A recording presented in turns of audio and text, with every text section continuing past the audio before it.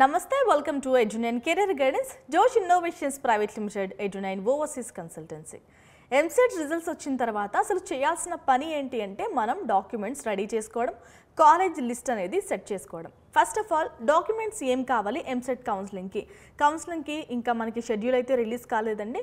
So schedule release అయిన తర్వాత documents కోసం పరుగు పెట్టడం కంటే డాక్యుమెంట్స్ అనేవి ముందే సిద్ధం చేసుకోవడం చాలా మంచిది.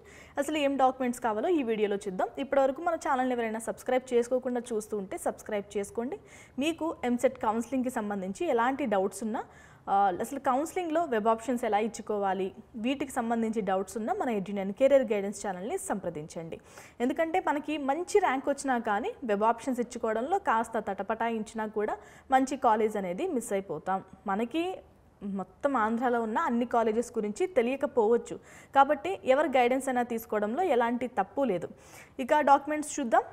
ఏపీ ఎంసెట్ ర్యాంక్ కార్డ్ అయితే కావాలండి, హాల్ టికెట్ కూడా కావాలి, మార్క్స్ లిస్ట్ కావాలి ఇంటర్ది, అలాగే డేట్ ఆఫ్ బర్త్ ప్రూఫ్ కోసం ఎస్ఎస్సి మార్క్స్ లిస్ట్ కూడా కావాలి, టీసీ కావాలండి, స్టడీ సర్టిఫికెట్ కావాలి. 6వ తరగతి నుంచి ఇంటర్ వరకు ఎన్ని స్కూల్స్ మారాము, ఎన్ని కాలేజెస్ మారినా, అంటే ఇంటర్ ఫస్ట్ ఇయర్ ఒక కాలేజ్లో, సెకండ్ ఇయర్ ఒక కాలేజ్లో చదివినా, లేదంటే 6వ తరగతి 7, 8, 9, 10 డిఫరెంట్ స్కూల్స్లో చదివినా కూడా మీకు ప్రతి స్టడీ సర్టిఫికెట్ అయితే కావాలి. సో 6వ తరగతి నుంచి ఇంటర్ వరకు ఉన్న ప్రతి స్టడీ సర్టిఫికెట్ అనేది మనకి కావాలి. చాలామంది చూడండి ఇంటర్ ఫస్ట్ ఇయర్ ఒక కాలేజ్లో, సెకండ్ ఇయర్ ఒక కాలేజ్లో చదువుతూ ఉంటారు. సో 6th నుంచి 10th వరకు 6, 7, 8, 9, 10 డిఫరెంట్గా చదివినా, లేదంటే ఒకే స్కూల్లో చదివినా, ఎలా చదివినా కూడా ప్రతి దానికి మనకి స్టడీ సర్టిఫికెట్ కావాలి. ఇక రిజర్వేషన్ కోసం ఈడబ్ల్యూఎస్ కేటగిరీ వాళ్ళైతే వాళ్ళకి రిజర్వేషన్స్, ఓసీ క్యాండిడేట్స్ ఈడబ్ల్యూఎస్ కేటగిరీలో రిజర్వేషన్ పొందాలి అనుకుంటే ఈడబ్ల్యూఎస్ సర్టిఫికెట్ కావాలి. ఇది మీకు మీ సేవలో కానీ గ్రామ సచివాలయంలో కానీ ఇస్తారు. దానికి సంబంధించి డీటెయిల్స్ కనుక్కొని ఇప్పుడే రెడీ చేసి పెట్టుకోండి.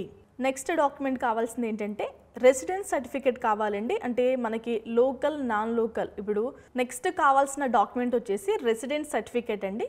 మనకి రిజర్వేషన్స్ అంటే లోకల్, నాన్ లోకల్ కేటగిరీకి సంబంధించి రిజర్వేషన్స్ కూడా ఉంటాయి కాబట్టి దానికి సంబంధించి రెసిడెన్స్ సర్టిఫికెట్ అనేది మనం ఇవ్వాల్సిన అవసరం ఉంటుంది. చాలామంది ఏమనుకుంటున్నారంటే తెలంగాణ వాళ్ళకి ఆంధ్రాలో 15% ఇంతకు ముందు ఇచ్చేవాళ్ళు, ఇప్పుడు లేదు కదా అంటే అవును లేదు. దాన్ని మనం తీసుకోవాలి అంటే లోకల్ కేటగిరీ, మేము అక్కడే ఉన్నాం 10 సంవత్సరాలు 15 సంవత్సరాలు అక్కడే నివాసం ఉన్నాం, లేదంటే మా అబ్బాయి అక్కడే చదువుకున్నాడు, మా అమ్మాయి అక్కడే చదువుకుందని మనం ప్రూవ్ చేయగలిగితే మీకు ఆ రిజర్వేషన్ అనేది ఇచ్చే అవకాశం ఉంటుంది. ఇక ఓసీ క్యాండిడేట్స్ కాకుండా బీసీ, ఎస్సీ, ఎస్టీ వాళ్ళైతే వాళ్ళ క్యాస్ట్ సర్టిఫికేట్ కూడా ప్రొడ్యూస్ చేయాల్సిన అవసరం ఉంటుంది. ఇన్కమ్ సర్టిఫికేట్ కూడా మనం ప్రొవైడ్ చేయాలండి. జనవరి 1 తర్వాత తీసుకున్నది మాత్రమే మనం ఇవ్వాల్సిన అవసరం ఉంటుంది.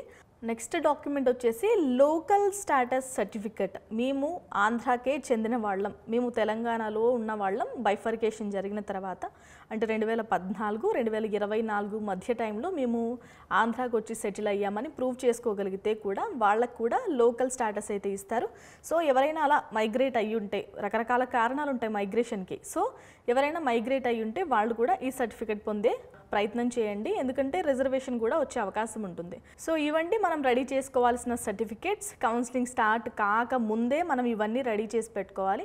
ఇంకా మీకు ఏమైనా స్పెసిఫిక్గా డౌట్స్ ఉంటే మన ఎడ్యునైన్ కెరీర్ గైడెన్స్ ఛానల్ని సంప్రదించండి. Thanks for watching.